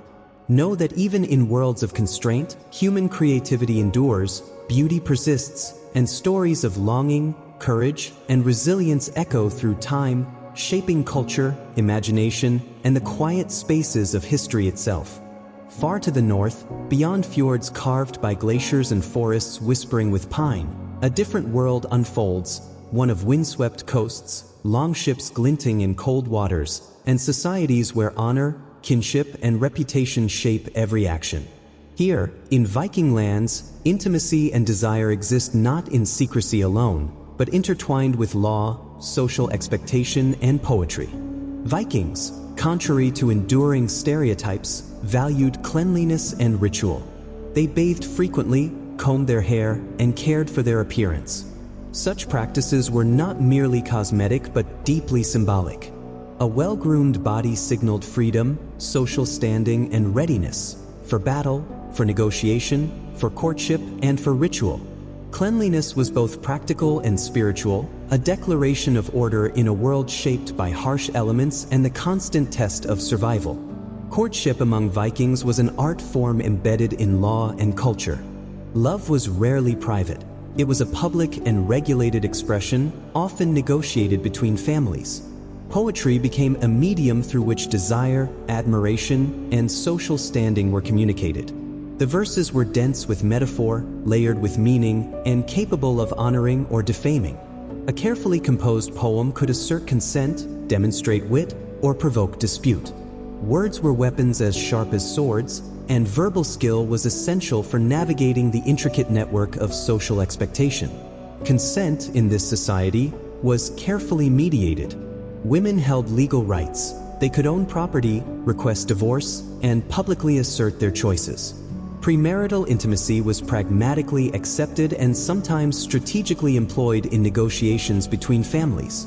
Masculinity, in turn, was judged not by private desire but by public reputation and the ability to defend honor. Insults were serious matters, capable of sparking duels or broader conflicts, reflecting a culture in which social cohesion and personal dignity were inseparable. Gender roles, though present, were flexible in myth and in practice. Norse sagas recount absurd and fluid romantic tales, and gods themselves often transgressed boundaries of identity and expectation. Within daily life, men and women navigated expectations, duties, and personal desires with a practicality shaped by survival and social cohesion. Magic, ritual, and communal living further complicated the landscape of intimacy, allowing both personal expression and societal structure to coexist. Visualize a Viking feast, long tables of wood, mead flowing in carved bowls, voices rising in song and poetry. A young man presents a verse to a woman, each line weighed with meaning, each word a bridge between social expectation and personal longing. Families watch, assess, and sometimes intervene, ensuring that honor and propriety are maintained. Consent, desire, and reputation exist in a delicate balance, and the careful navigation of these forces shapes the life of every member of the community. Even sexual practices were pragmatic. Contraception, when needed, reflected practical thinking rather than moralizing. The Norse approach to intimacy, while codified, allowed for a flexibility and realism rarely captured in popular imagination. Relationships were shaped by survival, reputation, ritual, and affection, creating a society in which the personal and the social were inseparably entwined. Sleep now carried on the soft rhythm of fjord winds, the crackle of hearth fires, and the rich cadence of poetry. Let the Vikings' world, their law, desire, honor, and artful expression, settle gently around your mind. In this society, as in all societies, human longing is balanced with social structure, desire exists alongside duty, and poetry becomes both expression and regulation. In the rugged landscapes of Scandinavia, where fjords carve the land and winds whistle through pine forests, the life of the Viking is defined as much by reputation as by skill in battle or craft. Here, masculinity is measured publicly, a currency of honor that shapes every interaction, every decision, every spoken word. The concept of argry, being unmanly, dishonorable, or cowardly, carried grave consequences. Social perception governed behavior, and personal reputation was inseparable from the safety and cohesion of the community. Insults were not idle words, they were provocations, sparks capable of igniting feuds, duels, or bloodshed. The stakes of honor were high, and the judgment of peers weighed heavily on every action. Imagine a hall of long timber where warriors and families gather after a raid or harvest. Words fly like arrows. A cleverly constructed insult, a subtle slight, or a failure to meet expectation can challenge status and provoke confrontation. Duels, arranged with rules and ritual, become mechanisms for restoring balance and asserting identity. Through combat, both physical and verbal, social equilibrium is maintained, and the individual's honor is publicly demonstrated. Masculinity, in this context, is not merely a private state but a social contract. Courage, skill, generosity, and strategic thinking are all measures of worth. The ability to defend one's reputation, to negotiate conflict, and to demonstrate strength in both action and word defines the Viking man in the eyes of his community. Private desire or personal inclination is secondary to the public performance of virtue, competence, and courage. Yet this code of honor is nuanced. It is intertwined with law, family obligations, and societal expectation. Disputes, whether over land, marriage, or insult, are mediated by assemblies, witnesses, and poetic declarations. Sagas recount duels and feuds, not as mindless violence, but as structured, culturally significant acts that maintain social order and reaffirm the balance of power. Words, as much as swords, carry authority. Honor also dictates the treatment of women, allies, and enemies. Respect, generosity, and the protection of kin are central to maintaining prestige. A man's standing is measured by his capacity to navigate complex social networks, to act with both strength and fairness, and to cultivate alliances through diplomacy, wit, and strategic action. Violence is not random but carefully calculated, an extension of social negotiation rather than purely personal impulse. Consider the subtle interplay of humor, poetry, and wit in social encounters. A cleverly phrased verse can elevate status, deflect insult, or provoke action. A misstep in conversation, an overlooked compliment, or a poorly timed jest can undermine reputation as swiftly as any physical defeat. In the Viking world, words are sharpened into tools of influence, capable of creating alliances or fueling enmity. Sleep now, carried on the distant echo of horn calls across fjords, the crackle of hearth fires in timbered halls, and the rhythm of measured verse. Let the structure, discipline, and rigor of Viking honor settle gently around your mind. In this society, masculinity is public, reputation is vital, and conflict, both verbal and physical, is a structured language through which human relationships, desire, and social order are negotiated and preserved. Beyond the fjords and forests, beyond the mead halls and trading posts, lies a world steeped in myth, ritual, and the quiet power of imagination. In Norse society, the boundaries of identity, gender, and desire were far more fluid than the rigid social codes might suggest. Through myth, magic, and storytelling, the Vikings explored the complexities of human behavior, the ambiguities of the heart, and the transformative power of the unseen. Norse mythology brims with tales of gods and mortals who cross boundaries. Odin, the all-seeing god, disguises himself, shifts form, and moves between roles. Loki, the trickster, challenges norms, bends reality, and embodies ambiguity. Freya, goddess of love, fertility, and magic, wields power both subtle and profound, guiding desire and destiny alike. Within these stories, gender is not fixed, and identity is both performed and transformed, reflecting the flexible realities of human and divine life. Magic, in its many forms, permeates daily Viking existence. Seer, the practice of ritual sorcery, often linked to prophecy and manipulation of fate, was accessible to both men and women, though social norms dictated who could wield it and how. Through magic, the Vikings confronted uncertainty, shaped possibility, and expressed agency in ways beyond the reach of physical action alone. It offered a lens through which the unpredictability of life, love, war, death could be interpreted, negotiated, and sometimes transformed. In daily life, the echoes of these myths and practices resonate in subtle ways.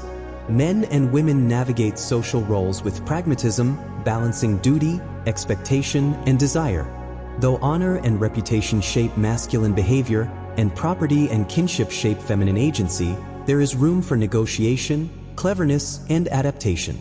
Myths serve as mirrors, offering lessons, warnings, and inspiration, allowing individuals to imagine alternatives and explore the spectrum of human possibility. Romantic tales and absurd sagas reflect this flexibility. Stories of gender disguise, cross-dressing gods, and improbable love affairs are not merely entertainment. They offer commentary on the social and personal possibilities available within Viking culture. Desire, attraction, and identity are shown as dynamic, multifaceted, and sometimes paradoxical, a recognition of human complexity within a society structured by law and custom. Magic and poetry intersect, shaping both expression and experience. Verses, spells, and incantations carry power, whether to bless, curse, or declare affection. In intimate contexts, poetry becomes both social currency and protective measure, mediating consent, signaling intent, and marking the boundaries of acceptable behavior. The spoken and the mystical intertwine, guiding relationships, social cohesion, and personal understanding.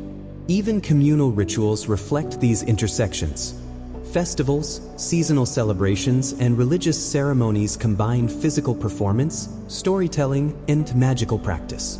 In these spaces, the ordinary and the extraordinary coexist, and participants explore identity, desire, and social order within a shared cultural framework.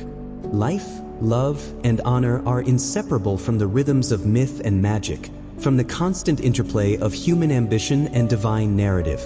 Sleep now, carried on the soft wind of northern forests, the distant lapping of waves against fjords, and the gentle cadence of ancient sagas.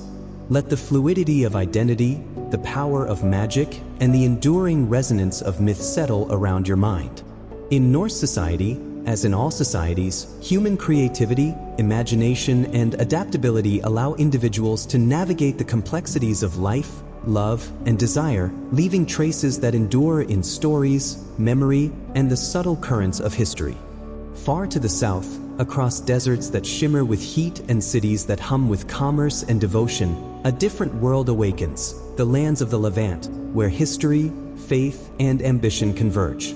In this realm, a man of uncommon vision rises. Yusuf ibn Ayyub, later known as Saladin, whose life will intertwine warfare, diplomacy, and mercy into a legacy that endures across centuries. Saladin begins not as a ruler, but as a scion of a minor noble family. His early years are shaped by study, travel, and service under powerful leaders, absorbing the intricacies of politics, military strategy, and the delicate balance of justice and authority. Discipline, humility, and observation become his teachers. He learns that power is not only the ability to command armies, but the capacity to unify disparate peoples, to inspire loyalty, and to wield authority with wisdom and restraint. Imagine the cities of Damascus and Cairo in the 12th century, bustling markets, scholars debating in shaded courtyards, the calls to prayer echoing across minarets. Within these spaces, alliances are formed, disputes are negotiated, and visions of leadership take shape. Saladin's genius lies not merely in conquest, but in recognition, understanding the fractured political landscape, sensing the needs of diverse populations, and discerning the potential for cohesion where others see only division. Through careful diplomacy and strategic appointments, Saladin begins to consolidate Egypt and Syria, strengthening the Sunni Caliphate while ending the Fatimid rule in Egypt. His approach is methodical, balancing force with negotiation, generosity with firmness. He gains the trust of soldiers, nobles, and citizens alike, demonstrating that leadership requires more than valor on the battlefield. It demands moral authority, patience, and the capacity to inspire faith in both cause and ruler. Military skill is inseparable from this vision. Saladin studies terrain, supply lines, and the psychology of his opponents. Campaigns are planned with meticulous care, timing chosen to maximize advantage while minimizing unnecessary bloodshed. His victories are not acts of brute force alone, but of strategic patience, intelligence, and moral clarity. In every march, every encampment, every engagement, he demonstrates that leadership is as much about restraint and calculation as it is about courage and strength. Yet it is in his treatment of people, both allies and enemies, that Saladin's reputation becomes legendary. Mercy is not weakness, but a deliberate tool of governance and diplomacy. Those who surrender or are captured are treated with dignity, religious sites are protected, populations spared unnecessary suffering. Through these acts, loyalty is nurtured, resistance softened, and a moral authority established that amplifies military success with cultural and spiritual resonance. Consider the young leader in council, listening to advisors, weighing advice, and making decisions that will ripple across kingdoms. Patience, empathy, and a keen understanding of human nature guide his actions. Every victory, every negotiation, and every measured act of clemency strengthens the foundation for lasting peace and unity, demonstrating a vision of leadership that transcends the immediacy of conquest. Sleep now, carried on the desert wind, the soft murmur of marketplace chatter, and the echo of prayers rising to minarets. Let the rise of Saladin, his vision, patience, and unifying power, settle gently around your mind. In his life, strategy meets compassion, ambition meets humility, and the art of leadership is revealed not only in triumph, but in the courage to govern with justice and integrity across a world riven by division and conflict. The sun rises slowly over the rolling hills of Galilee, its rays glinting off the arid earth, casting long shadows across plains that will soon witness a turning point in history. Here, in the sweltering heat of summer, the forces of Saladin and the Crusader armies face each other, poised in a silent tension that will explode into decisive conflict. This is the Battle of Hattin, a masterclass in strategy, patience, and the calculated use of terrain and timing. Saladin surveys the landscape with measured eyes. Every hill, every stream, every dusty track is part of his plan. The Crusader army, confident and burdened by their own expectations, marches toward engagement unaware of the subtle traps laid by the unifying leader of the Muslim forces. Saladin knows that victory is not determined solely by numbers or courage, but by foresight, preparation, and understanding the psychology of his opponent. Water becomes a weapon in this encounter. Streams are blocked, wells are controlled, and the relentless heat saps the strength of the Crusaders. Patience is a tool as precise as the sword. Saladin's forces maintain discipline, conserving energy, monitoring morale, and ensuring that every movement serves a purpose. The battlefield is not merely physical, it is psychological, a landscape in which fear, fatigue, and confusion are as decisive as arrows and swords. The Crusaders, trapped between hills and fire, struggle to maintain cohesion. Their knights, though heavily armored and trained, become hindered by thirst, exhaustion, and the strategic placement of Saladin's troops. The tension builds, a silent pressure before the release of chaos. Saladin's victory is already unfolding, not merely in the clash of steel, but in the careful orchestration of circumstances that leave his enemy vulnerable and disoriented. When the engagement erupts, it is swift, decisive, and devastating. Saladin's troops strike with precision, using their understanding of terrain and timing to isolate and overwhelm sections of the enemy army. Leaders are captured, lines broken, and morale shattered. The field becomes a testament to strategy over brute force, to foresight over improvisation, and to the disciplined patience that characterizes Saladin's approach to leadership and war. Yet even in the heat of battle, mercy guides his hand. Prisoners are treated with dignity, unnecessary slaughter is avoided. The conquest of Hattin is a demonstration not only of tactical genius but also of ethical restraint, of the understanding that true authority is reinforced by justice as much as by victory. The triumph is complete, yet measured, demonstrating the delicate balance between power and morality, force and honor. As the dust settles and the sun arcs toward its zenith, the victory at Hattin reverberates far beyond the battlefield. It shifts the balance of power in the region, undermining Crusader influence and consolidating Saladin's vision of a unified, stable dominion. Yet its lessons endure not only in strategy but in leadership, the importance of patience, the power of observation, and the efficacy of compassion alongside strength. Sleep now, carried on the whisper of wind across sun-baked plains, the distant murmur of soldiers' movements, and the soft cadence of triumph tempered by mercy. Let the mastery of strategy, the patience of leadership, and the interplay of fate and foresight settle gently around your mind. In the story of Hattin, we see the union of intellect, discipline, and ethics, a reminder that true victory emerges not from brute force alone, but from wisdom, timing, and a measured understanding of the human heart. The city of Jerusalem rises in the golden light of dawn, its walls steeped in centuries of faith, devotion, and conflict. Within its ancient stones echo the prayers, chants, and footsteps of countless generations, each layer of history bearing witness to the unfolding drama of human ambition and longing.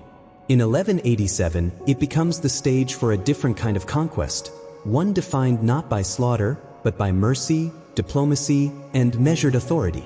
Saladin approaches the city not with a heart hardened by vengeance, but with a vision shaped by wisdom, restraint, and a profound understanding of the responsibilities of power. His forces surround the walls, disciplined and resolute, yet the conquest he plans is one in which justice will temper force. The lives of civilians, the sanctity of holy sites, and the dignity of the vanquished are central to his strategy. This is leadership defined not merely by triumph, but by ethical governance in the midst of triumph. The gates of Jerusalem open, and Saladin enters with care, ensuring that chaos is contained and that suffering is minimized. Soldiers and citizens alike are guided by order, and acts of mercy are not incidental, but deliberate. Christian inhabitants are allowed to leave safely or live under protection. Jewish residents are treated with respect. Places of worship remain intact. In every action, the conquered witness a different model of authority, one rooted in justice, compassion, and foresight. The capture is a study in both strategy and human understanding. Saladin negotiates ransoms thoughtfully, balancing the need for resources with the imperative to prevent needless suffering. By avoiding unnecessary destruction, he secures not only the city but the loyalty and trust of those who live within it. Mercy becomes a tool of statecraft, a principle that enhances legitimacy and reinforces social cohesion. Consider the human dimension. The citizens, the soldiers, the clergy, all observers of this moment. Their fear and uncertainty are met with measured care. The streets, once tense with anticipation of violence, are guided into quiet order. Leaders of the city, humbled by the inevitability of defeat yet reassured by humane treatment, are able to negotiate terms that preserve dignity. In these interactions, power is wielded with intelligence and empathy, demonstrating that true authority can inspire respect rather than fear alone. Saladin's approach transforms the perception of conquest. Across Christendom and the Islamic world, tales of his mercy circulate, contrasting sharply with the brutality often associated with warfare in the medieval era. His reputation is not merely that of a victor, but of a ruler whose ethical framework complements his military acumen. Leadership and morality intertwine, leaving a legacy that resonates long beyond the city walls. Sleep now, carried on the quiet hum of the city, the distant echo of prayers, and the gentle cadence of measured footsteps along ancient streets. Let the lessons of Jerusalem, the fusion of mercy, strategy, and ethical governance, settle softly around your mind. In Saladin's example, we witness the profound power of compassion as a tool of leadership, a reminder that even in the harshest circumstances, integrity and humanity can shape history, earning respect, loyalty, and enduring admiration. Beyond the gates of Edo, down narrow streets lined with lanterns and the soft aroma of incense, lies a world of beauty, artistry, and constraint, the licensed pleasure district of Yoshiwara. Here, women train from a young age to become courtesans, their lives meticulously structured, their every movement choreographed, their existence balanced between performance and limitation. From the first days in training, the young apprentices, oiran, are immersed in a rigorous curriculum. They learn the subtleties of kimono dressing, the careful arrangement of hair and ornaments, the graceful movements of dance, and the delicate, expressive tones of song. Every gesture is practiced until it becomes instinctual, every word honed for elegance and impact. Poetry is both a tool and a weapon, allowing subtle communication of emotion, desire, and intellect within the confines of social expectation. Yet this artistry exists within constraint. Courtesans are bound by contracts and debt, their freedom circumscribed by financial and social obligations. They live within the district, rarely permitted to leave, and are evaluated constantly for beauty, skill, and comportment. Age, appearance, and social standing dictate opportunities, and the passage of time inevitably diminishes the possibilities of prominence and influence. The duality of Yoshiwara is clear. Unparalleled training and refinement exist alongside profound limitation and economic bondage. Within these boundaries, performance becomes both survival and expression. A single glance, the tilt of a fan, a carefully crafted poem, each is a language of subtlety and power. Courtesans communicate emotions, negotiate relationships, and assert individuality in ways that are invisible to casual observers. The streets and salons of Yoshiwara become stages upon which human creativity navigates constraint, where artistry is inseparable from the act of survival itself. Romance, while often present in whispered encounters with patrons or samurai, is fraught with peril.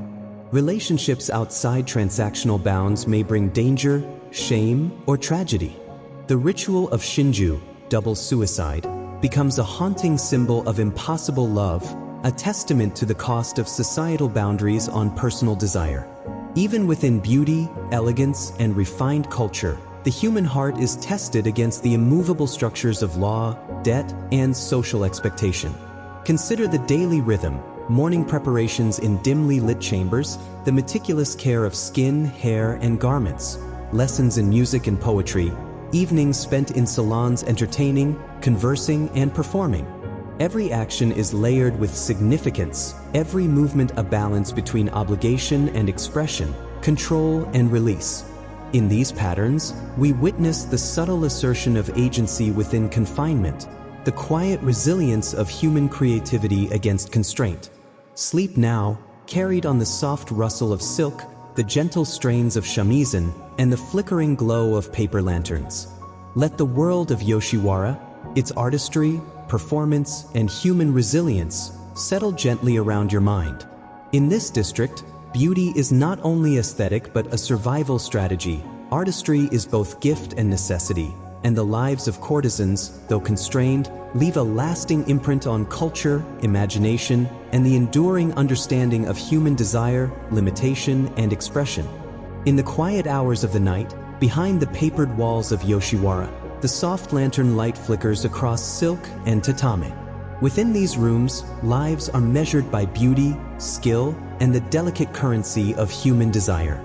Yet, beneath the artistry and elegance, there exists a tension that no performance, no poetry, no graceful movement can fully contain. The tension between longing and limitation, between love and the rigid structures of society. The ritual of Shinju, the double suicide of lovers, arises from this tension. It is a tragic testament to the consequences of impossible affection, a symbolic defiance of social and economic constraints that deny genuine connection. Within Yoshiwara, love is often mediated by obligation, debt, and contract. Courtesans and their patrons may form bonds of tenderness and passion, yet society forbids these feelings from fully blossoming into enduring relationships. The result is a collision between human longing and social expectation, a quiet storm that erupts in ritual, symbolism, and sorrow. These suicides are not acts of mere impulse. They are acts laden with meaning, a final assertion of agency in a life otherwise constrained. The lovers choose to leave the world together, asserting the value of their connection even as it defies the rules imposed upon them. In these acts, love is both intensely personal and profoundly public, a message that resonates through the generations, embedded in poetry, theater, and the collective memory of the city. Consider the emotional landscape, the fear, the hope, the clandestine conversations, the quiet moments stolen amid the glare of expectation. Every gesture, every glance, every exchanged word is weighted with significance. The anticipation of union and the dread of impossibility create a rhythm, a tension, a narrative that courses through the lives of those caught in the orbit of desire and limitation.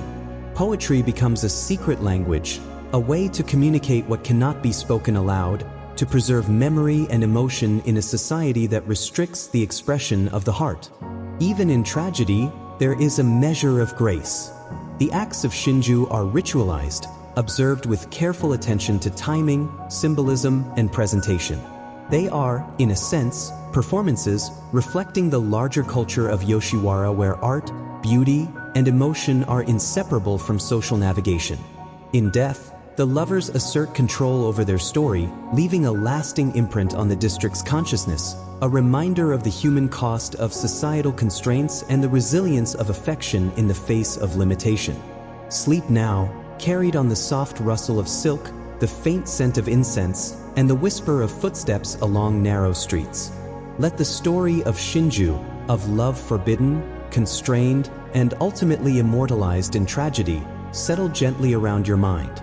In Yoshiwara, we see the delicate interplay of freedom and limitation, the power of art and poetry to preserve emotion, and the enduring human desire to assert identity, connection, and love even under the strictest social constraints.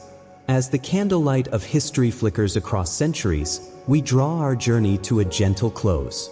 From the fjords and mead halls of the Vikings, through the deserts and cities of Saladin's Levant, to the lantern-lit streets of Yoshiwara, we have wandered through worlds both distant and intimate, witnessing the lives of those who shaped and were shaped by their societies. In the cold north, we saw how honor, reputation, and poetry governed every step. Masculinity was public, desire was regulated, and yet imagination and magic allowed the Vikings to explore the fluidity of identity and the boundaries of human connection. Their rituals of grooming, song, and social negotiation remind us that civilization is not merely built of stone and sword, but of subtle gestures, words, and the complex interplay of law, love, and community.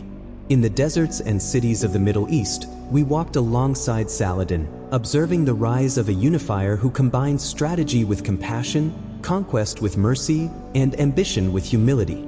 His victories were not only measured in territory, but in the enduring moral authority he earned through restraint, diplomacy, and ethical leadership. In his life, we learn that true power lies not only in force, but in the courage to act with justice, and the wisdom to consider the long arc of history beyond the immediacy of battle. And in Edo period Japan, within the fragrant corridors of Yoshiwara, we glimpsed the brilliance and tragedy of human creativity constrained by social expectation. The courtesan's mastery of music, dance, poetry, and beauty provided agency within confinement, while acts of forbidden love and ritual suicide illuminated the human cost of rigid social hierarchies. Here, artistry becomes resistance, desire becomes poetry, and life is performed with both grace and sorrow. Across these lands, across these eras, a common thread emerges: the delicate negotiation between individual desire and societal expectation, the balance of power and compassion, and the enduring human impulse to create, to connect, and to leave a mark on the world. Civilization, in all its forms, is neither perfect nor static. It is a living dialogue between constraint and freedom, law and imagination, mortality and memory. Sleep now, carried by the whisper of northern winds, the warmth of desert sunrises, and the soft glow of lanterns along Edo streets. Let the poetry of past lives, the lessons of leadership, the resonance of art and ritual, and the quiet courage of countless souls settle gently around your mind. Drift along the currents of history, where honor, love, and resilience flow across time, leaving traces that are at once fragile and enduring, fleeting yet eternal. As your breath slows, imagine the meadows and fjords, the stone walls and minarets, the quiet corridors of Yoshiwara, each a world, a story, a memory suspended in the gentle light of reflection. In this peaceful stillness, history becomes not merely an account of events, but a lullaby of human experience, of courage, of longing, of beauty, and of the quiet, enduring rhythm of life itself. Let your mind rest, knowing that these stories, of Vikings, of Saladin, of Yoshiwara, continue in memory and imagination. They are the echoes of human complexity, the whispers of past lives, and the gentle reminder that across time, across cultures, across landscapes, the heart seeks connection, meaning, and expression. Sleep now in the embrace of history, in the soft unfolding of stories, in the tranquil passage of time itself. Let the past, with all its wisdom and wonder, carry you into dreams, into rest, into the quiet renewal of tomorrow. Good night.